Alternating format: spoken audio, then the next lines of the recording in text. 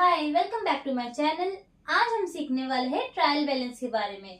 Trial balance सीखने से पहले एक बार रिकैप कर लेते हैं कि हमने क्या क्या सीखा। सबसे पहला हमने सीखा था प्रोसेस ऑफ अकाउंटिंग, जिसमें पहला स्टेप होता है ट्रांजेक्शन को आइडेंटिफाई करना। मतलब आप उस ट्रांजेक्शन को आइडेंटिफाई करोगे कि वो बिजनेस ट्रांजेक्शन है या नहीं है। जैसे ही हम नेचर आइडेंटिफाई कर लेते हैं कि हाँ ये हमारा बिजनेस ट्रांजेक्शन है, हम उसे जर्नल में पोस्ट कर देते हैं। ठीक है, जर्नल एंट्री हमारी सबसे पहली बुक ऑफ एंट्री होती है, जहाँ पे हम सारे रिकॉर्ड्स को मेंशन करते हैं। जर्नल में मेंशन करने के बाद जो हमारा नेक्स्ट स्टेप होता है वो क्या होता है, लेजर अकाउंट, जो हमने पिछले वीडियो में सीखा था कि लेजर में पोस्टिंग कैसे करते हैं, लेजर का फॉर्मेट क्या होता है, XYZ।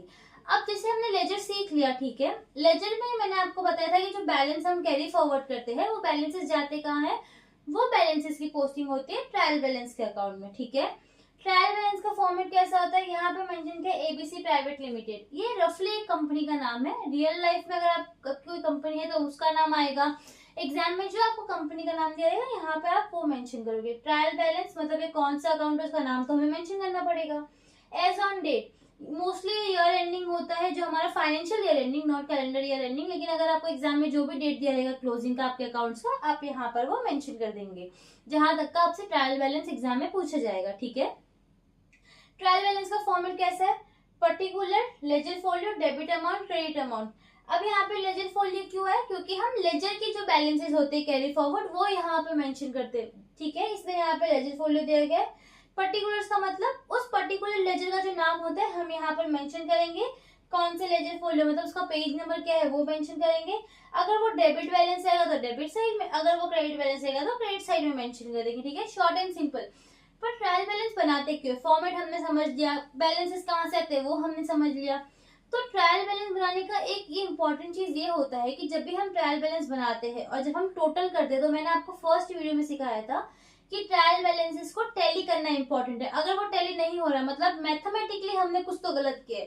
देखो, अकाउंटिंग बेसिस पे नहीं बोल सकते, हो सकता है आपने अमाउंट दोनों जगह सही लिख दी पर एंट्री गलत कर दी, तो अकाउंट बेसिस पे नहीं पर मैथमेटिकली डेबिट अगर 10,000 हुआ है तो क्रेडिट भी 10,000 होना चाहिए। हो सकता है आपने वहां पे 1000 लिख दिया, एक जीरो कम डाल दिया, तो वहां पे डिफरेंसेस शो करेंगे। तो इसी स्टेप पे हम चेक कर सकते हैं कि हमने जर्नल में या लेजर में कुछ गड़बड़ तो नहीं की, जिसकी वजह से हमारा ट्रायल बैलेंस टैली नहीं हो रहा है। जैसे हमारा ट्रायल बैलेंस टैली हो जाता है, फिर हम अपने फाइनेंशियल स्टेटमेंट की तरफ आगे बढ़ते हैं कि हाँ ओके, अब तक सब कुछ सही जा रहा है। मतलब हम फाइनेंशियल स्टेटमेंट, जो भी हमारा फाइनेंशियल स्टेटमेंट होता है, profit and loss and balance sheet, वो हम बना सकते हैं। लेकिन अगर यहाँ पे गड़बड़ है तो हमें क्रॉस चेक करने की जरूरत है कि हम कहाँ पे गलती कर रहे हैं। ठीक है, अब यहाँ पे कुछ चीजें ऐसी हो सकती है जैसे आपने कोई एंट्री रिकॉर्ड करना ही भूल गए। ठीक है, फॉर एग्जाम्पल जर्नल में एक ट्रांजेक्शन हुआ था पर्टिकुलर डेट पे, आप वो लिखना ही भूल गए जर्नल में। जब आपने जर्नल में नहीं लिखा तो वो लेजर में नहीं जानी, लेजर में नहीं जानी तो फिर ट्रायल बैलेंस में कैसे आएगा। तो इसीलिए मैंने आपको स्टार्टिंग में बताया कि मैथमेटिकली करेक्ट हो सकता है पर अकाउंटिंग वाइज नहीं। अगर आपने कोई एंट्री करी ही नहीं तो यहाँ पे उसका डिफरेंसेस नहीं दिखेगा आपको, तो वहां पे वो एक गड़बड़ हो सकती है। इसलिए ट्रायल बैलेंस मैथमेटिकली हमको एक एक्यूरेसी देता है कि 80% ऑफ द अकाउंट अब तक सही जा रहा है। जो छोटे मोटे ओमिशंस होते हैं, एरर्स होते हैं, आप उसे रेक्टिफाई कीजिए, फिर आप फाइनेंशियल अकाउंट की तरफ आगे बढ़ सकते हैं। आप उसके लिए आगे प्रोसीड करेंगे क्योंकि अब तक सही जा रहा है हमारा। ठीक है, आज की वीडियो में बस इतना ही। अगली वीडियो के लिए स्टे ट्यून। मेरे चैनल को अगर आपने अब तक सब्सक्राइब नहीं किया है तो उसे प्लीज सब्सक्राइब कर दीजिए और आने वाले वीडियो देखने के लिए बेल आइकन जरूर प्रेस करें। Thank you.